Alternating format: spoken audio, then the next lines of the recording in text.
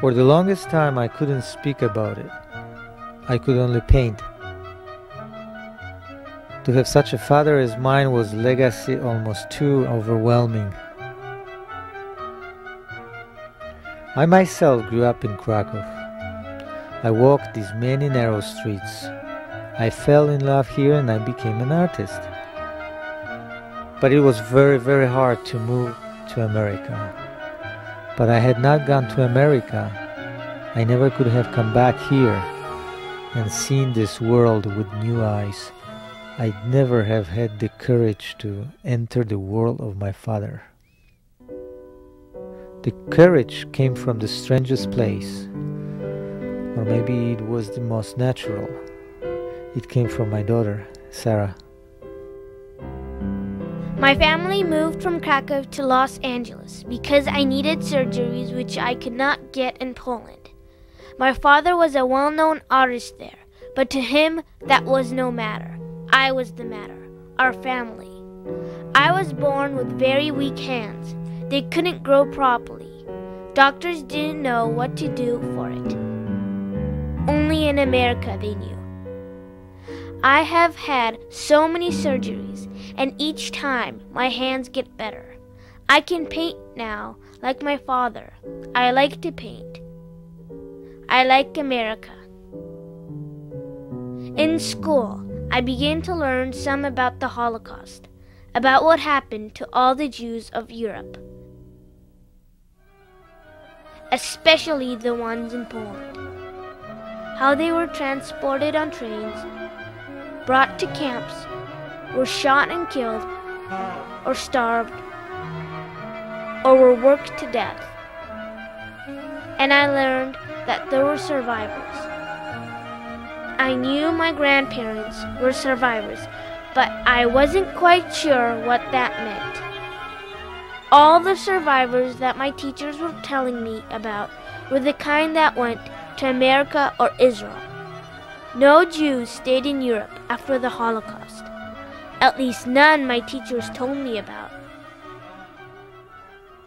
So I asked my father, "What kind of survivors are Grandma and Grandpa? How did they stay in Poland after the war? Didn't all the Jews have to leave?" And when Sarah asked me those questions, I didn't know what to say. I had never asked my father why he came back to Krakow after the war. Poland was my home too. My father loved his home and I inherited that love from him. Even being imprisoned by the Nazis inside a concentration camp in his own country could not undo the love my father had for Poland. I stayed here because this is my home, my place. Where else should I go? I was a writer before the war. Polish is my language. It rolls off my tongue and out of my pen as naturally as my own breath. I had no desire to communicate in another language. It is the only language in which my soul could speak. You want to know what happened? Why I stayed? Travel back with me, then to my beginning. The beginning of life is most tender time. A seed in me was planted then, a seed of love for this place. Remember this, no thing is as simple as a history book tries to make it. You can love a place. Krakow was my place. It will always be. My name is Henryk Fogler. I was born in 1911 in the month of March in the city of Krakow. I lived on Florianska Street 10 in the house that was owned by my grandfather. At that time, this part of Poland belonged to the Austro-Hungarian Empire. So I was born the emperor's subject. But by my second grade in 1918, was reborn in a new Poland that would mark the first of countless rebirths that I have experienced in this country throughout my life. I lived there on Florianska Street for the first 18 years of my life. In the Middle Ages, this street was the entrance to the royal capital of Poland. It was known as the King's Road, and it led to the Wawel Castle. A street small in appearance by today's standards, but street where every corner, every crevice held a secret, a legend. And for a young boy, it was a magical place. From the far end of the street, you can see the high tower of St. Mary's Church.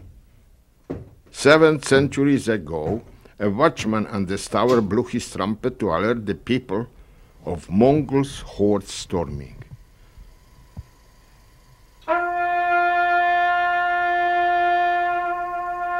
The trumpet call was cut short by an arrow shot through the trumpeter's neck. Since this time, every day, every hour, a trumpeter on the top of the tower blows at the call. And always he leaves one note cut short, recollecting the life that was. We are a city that remembers. It is in our blood.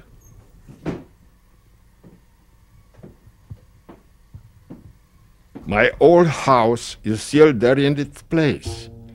The courtyard was for me a safe place, safe from all intruders.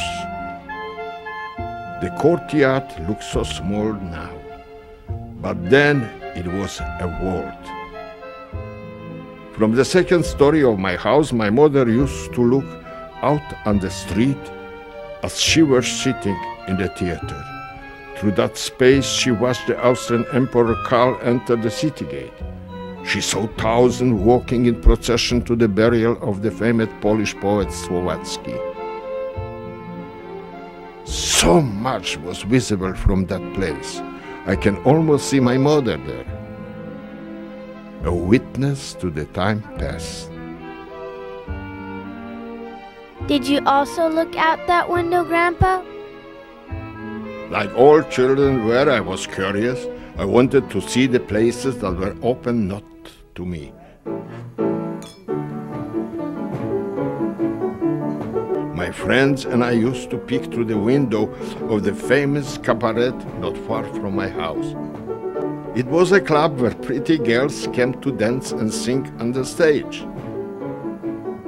Artists and poets came to drink wine and see their old friends. And lovers came here for rendezvous. For us, those places were worlds of mystery and fascination. Did you go to religious school in Krakow? Was it a school like mine? My parents were business people, highly intellectual, and to them, the theater was their school and synagogue.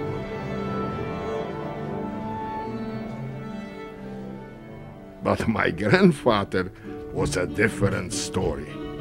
Each Saturday morning, my grandfather Berwald came to my house on Florianska Street and took me over to the famous Jewish quarter called Kazimierz. Now, Kazimierz, this place held all the mystery for me. It was where the religious Jews live, and in a way, I was an outsider there. Yet, I belonged. The narrow streets were quiet on the day of Sabbath. It was as if God himself had come to visit and everything simply stopped so we can pray to him. There were many small synagogues with men singing and praying fervently. Joy was heard in their voices. The Hasids of Kashmir were a holy breed. Through the street you could smell the scent of fresh baked challah. When prayers were over, we went to eat and the food melted in our mouth. And then we rested. How did you become a writer? I see how you watch your father paint and I recall how I used to watch my father read. He read everything. Sitting in the back of his store, he sat among his favorite books. He gave me my love of reading. When I learned that actual living people were writing those books, I was astounded. It meant I could write a book if I wanted. Why not? And my love for writing was born, and it stayed with me like a heartbeat. When did you meet Grandma? I met your grandmother much later, in a different time, in a different world. But I fell in love for the first time soon after university years. I was married in the late summer in 1939. I was the happiest man in the world. I just have completed my first novel, and it was soon to be published, and I was married to the love of my life. We went off to the country for the honeymoon, but our trip was cut short on September the 1st, 1939, when the World War II started. The first year of marriage was one of constant running and hiding. There were all sorts of rumors of deportation. There were many murders, and escapes were made by Jews and others who thought it's the best to get out from Poland. In the spring of 1942, we thought the worst was over. It was only the beginning. What happened? The Nazis found us, took us to the trains, and we were split apart. The old, the sick, the children, the women. My parents and my sister were carried down the train tracks, and I never saw them again. My wife disappeared too down the rail. I see her clearly, even now, standing tall and slender, with her right arm held high as waving goodbye to me. Still you haven't found her? I promised I would come for her, that I would find her, but I never did. I was sent to the concentration camp in Stalowa Wola. It was a small town built around a large steel factory. We worked with some town people who weren't slaves like we, the Jews, were, working together, yet our world was separated by barbed wire fences. In the beginning, the town people were curious about us, but in time they grew used to it, trying to survive themselves.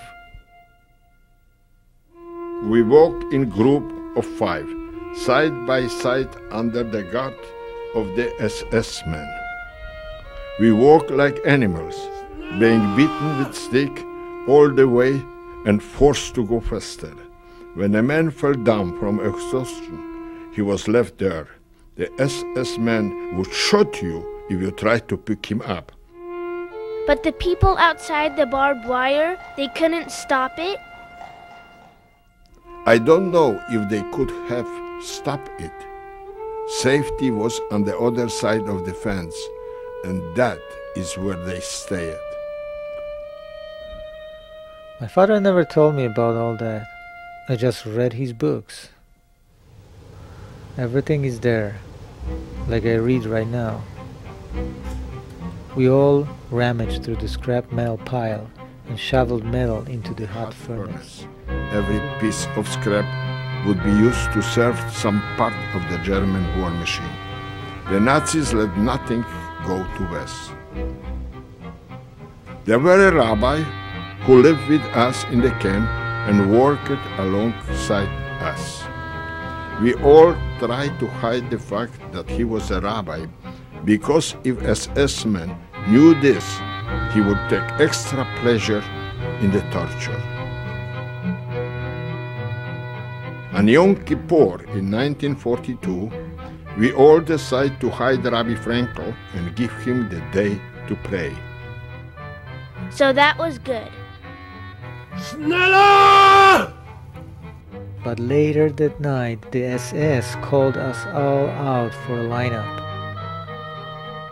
No one said a word. For hours we stood there at attention waiting for a miracle. Finally the head SS man, Commander Scharführer Schwamberger, spoke. Rabbi Frankel, I have learned that you did not work today. With that said, our rabbi dropped to his knees and began praying, Shema Israel. Schwamberger shot Rabbi Frankel in the head.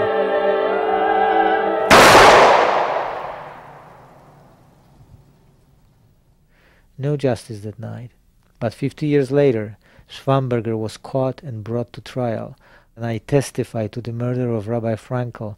The old SS man was sentenced to spend the rest of his life in prison. He didn't recognize me, but such a face I would never forget. What did you do after Rabbi died? More lineups where we stood and waited for hours until men were called out and shot. And some friends and I decided to try and escape. I was there too. I was walking my father's footsteps when I was filming this film.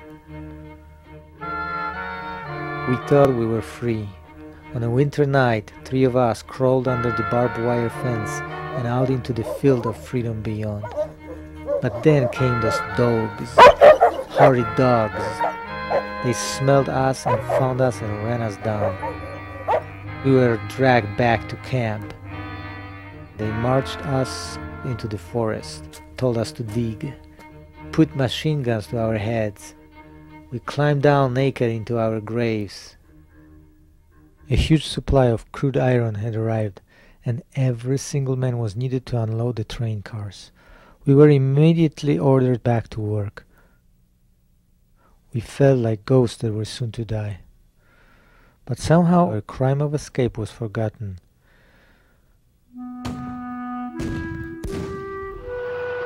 After my camp was liberated and the war was over, I wandered back to city Krakow.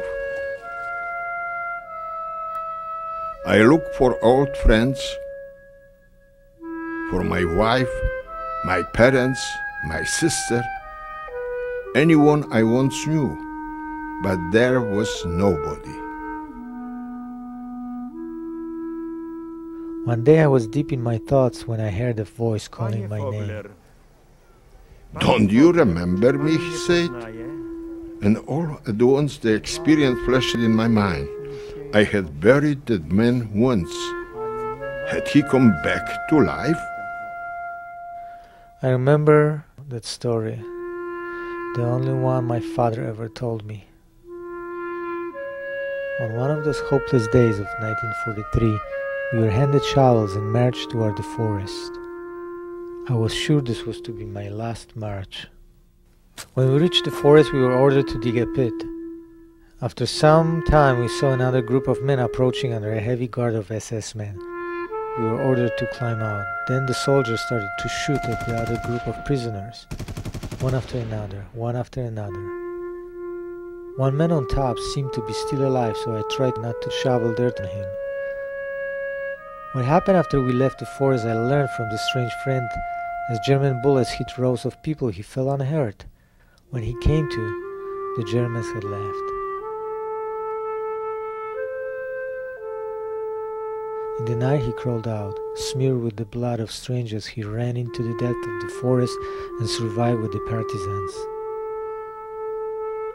Like me, he had came back only to find there was no one left awaiting him.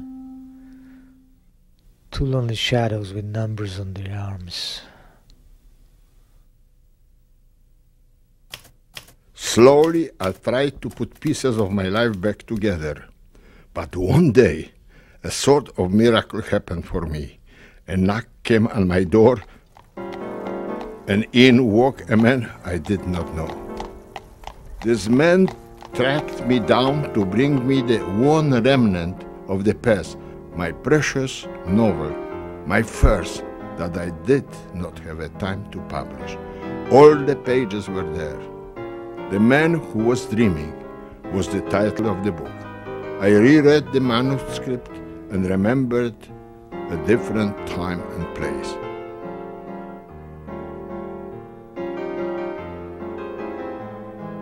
In the years following, I found love for the second and the last time in my life, and I remarried.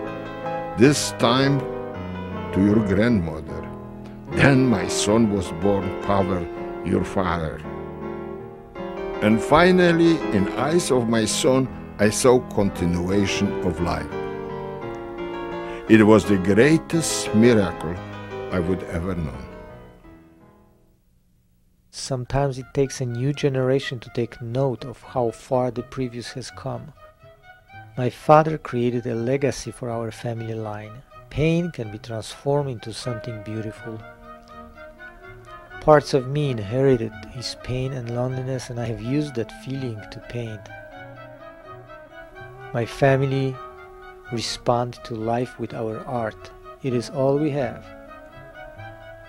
And art was my father's entrance back into human life. My daughter Sarah has taught me this more than any other. Her hands that are so often in cast from her countless surgeries never ceases to draw. No pain can stop her art. She needs it. I paint my father's portrait today, and tomorrow Sarah will paint mine. 3 generations, 3 stories, 3 lives. This is only the beginning.